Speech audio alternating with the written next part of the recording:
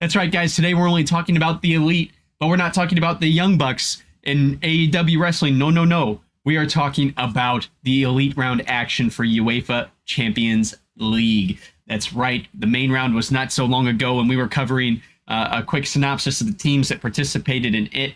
Now we are truly to the cream of the crop. It is now or never for these 16 teams as they duke it out to take on that semifinal action up and coming. A lot of heavy hitters, a lot of Cinderellas, plenty of dark horses. There are storylines galore with this elite round for Champions League action, and it is going to be nothing but pure excitement for the folks over in Europe as they watch on to see who will represent in that semifinal final extravaganza. And time will tell only what will happen next. But the important things for you guys to know we will cover today. I'm going to cover a couple of minor storylines going on and give you some quick synopsises of some teams and see if you can figure out who your favorite team is moving into the next round. But you got to understand, 4 groups of 4 is all that is left. And only the winner from each group will move on. There are no second chances. There is no room for error. This is all about driving through your competition and winning undisputed in your group, take on that semifinal action later in next year. So with that in mind, and the only victors moving on, let's take a look at some of the teams that are participating in the rounds. We're going to break it down group by group and highlight a couple of teams. One of the things I take a lot of pride in on this channel, guys, is I do my very best to do these videos with little notes so I give you my full focus and that it feels natural when I'm talking. I'm going to be honest with you. I had to take some notes for this one today to make sure I keep track of the teams and the groups. But what I'm going to do is put the groups up on the screen for you guys to look at. And you guys can pretend like I'm not reading off notes while you're reading this, okay? Agree? Agree. Okay, great.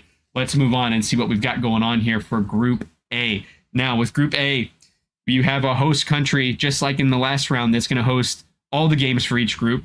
In Group A's case, it's Latvia.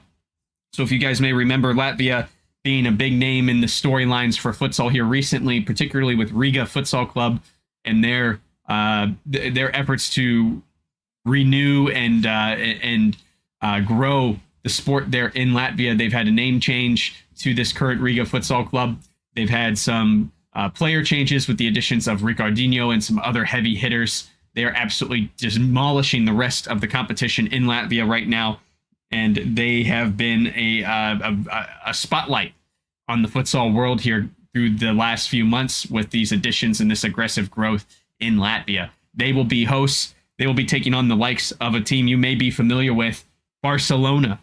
Barcelona's futsal club will be participating in this group as well. They must be favorites for this group, in my opinion. I mean, they are one of the greatest teams in the world. They are constant representatives for Spain in futsal, and they are just a dominating force with very few blemishes over the last few years in regular season and in cups. And they will surely be looking to expand on a disappointing Champions League round last year when they were bumped out on only goal differential on the tying goal differential decider between themselves and Anderlecht. So a very, very interesting group there just with those two. We also have an Italian side. And guys, I'm going to apologize because I'm probably going to butcher the rest of these names. But Città di Eboli, will be coming over from Italy and participating in this group as well as Etoile Lavalise. And I'm sure I'm saying that one wrong as well, guys, but the French side looking to come across and continue to make a statement. They have been, in their debut season here in the Champions League, absolutely crushing it and have been performing extremely well in domestic matches. And France, again, another spotlight shining here for France because they have really embraced futsal with a massive investment. And there'll be a video we will cover on that, guys, here shortly. So keep an eye on the channel for that if you're interested in what's going on in France and what a country that is truly interested in futsal as a federation is doing to grow the sport. So definitely something to keep an eye on there. Moving on to Group B. Now, this is where I had a little bit of a head scratcher as far as the host is concerned. A little bit of a surprise for me. The games will be hosted in Kosovo. In Kosovo, we will see actually debutants FC Pristina, who will be hosting the other 3 teams. Pristina actually has fought their way from the preliminary round. So some of these teams are top-ranked teams out of top-ranked countries. They did not have to participate in that prelim round. They went straight to the main round. Here is a team that went from being debutantes and clawing their way literally from the bottom, making Drake proud. Now they're here, and they are hosting the likes of absolute powerhouses like Benfica out of Portugal. Benfica, of course, making it to the semifinals last year. A constant in Champions League action in futsal is Benfica, constantly battling it out with their arch nemesis from Lisbon. More to come on that here in a minute, guys. But also other heavy hitters in the likes of Kairat Almaty coming out of Kazakhstan. They're making history this year with their 20th appearance in a Champions League round. This is the first time that's ever been done by any team across the continent, and they are looking to expand on that history, not just let it be a simple count of appearances, but be an appearance in the semifinal. A team that is not a new face to semifinals, by the way. So two very big hitters in this group right there.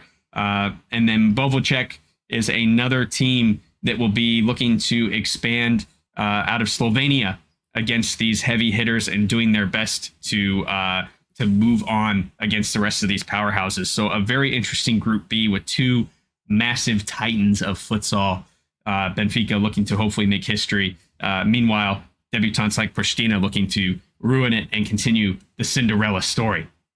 Group C will see a familiar host. That's right, it's Portugal, and Sporting CP, Benfica's arch nemesis, is going to be hosting the likes of RSC Anderlecht.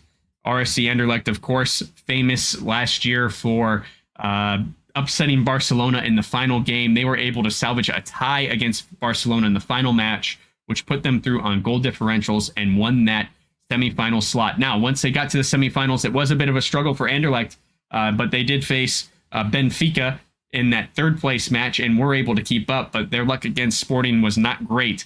So as Sporting looks to make history themselves, they have made it to more semifinals appearances than any other club, and they are on the cusp of being the winningest team in futsal with championships as well. If they can find that third championship, they would be the only team with three. So two heavy hitters there looking to make the most of it. And then Haladas out of Hungary will be joining them in this group, as well as Loznica Grad out of Serbia. So a couple of really big futsaling countries that you guys will see some great talent coming out of and fighting it out in Portugal. Finally, we have Group D. Now, you may have noticed we haven't gotten to some main characters in this contest just yet. Well, guess what? Here it is. It's, of course, going to be hosted in Spain, in Palma, where Mallorca de Palma will also be your host. They are defending champions, so they are defending their title here in Group D. They have an interesting group as they face KSC Labua, which is a Polish side that also came through the preliminary round as a debutant here in the contest. Very exciting side that's been playing very, very attractive futsal.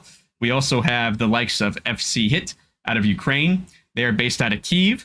They are also debutantes. They came in during the main round based on rankings of countries, and they will be looking to make some history themselves and continue their run beyond this elite round into the semifinals. They've got a hell of a hill to climb, but if we know anything about the folks in Ukraine, it's that they need a win. They need something to uplift them with all of the trouble they're dealing with now in the real world. Maybe this is something that'll motivate these players, as we've seen it done in other sports, and they will be able to make a Cinderella run. So two preliminary players there to keep your eyes on against the champions. And then finally, MNK Olmisum, Olmisum out of Croatia. Guys, if you are from any of these countries or follow any of these teams and know the correct way to pronounce these teams, do not be afraid to comment and tell me so. Also, don't be afraid to join in the Discord and let me know as well. I want to get better at this. I want to be able to cover this better. I know I'm butchering some of these because I don't know the language. I want to do these countries and these teams justice. So if you can correct me on any of this, don't be afraid to do it. I can take criticism. I'm a big boy. I can handle it. But very exciting storylines from everything from several debutantes that have found their way into the elite round to regular titans that are always here, almost as a mainstay. especially in recent years. It's going to be a very, very interesting elite round. And no matter what, there's a storyline to follow in each of the groups, which I find makes it more exciting than ever to follow something like this contest. That is the beauty of UEFA and their structures. With the outdoor game with football as well as with futsal, you get these fantastic Cinderella stories, much like cup action in some of these local countries as well, that we see in the outdoor game, where you get to follow a team that really shouldn't be there but is finding a way to scratch and claw. If that's what you're looking for, there's plenty of teams to choose from in this elite round to follow. You've also got dark horses like Anderlecht, who tend to constantly create upsets and be in every single game. You've got your champions, Palma Futsal, who actually were the first ever silverware that they won was this Champions League trophy not so long ago, and they are looking to add to their trophy cabinet. So very interesting topics. Barcelona, of course, looking for their revenge. You pick your storyline. It's whatever you guys want. With that in mind, I would like to hear what you guys are looking for in your team. Who are you cheering for, and based on what storyline? I think this is so interesting. I hope you guys do too. And until I hear from you in the comments, don't forget to play with your soul.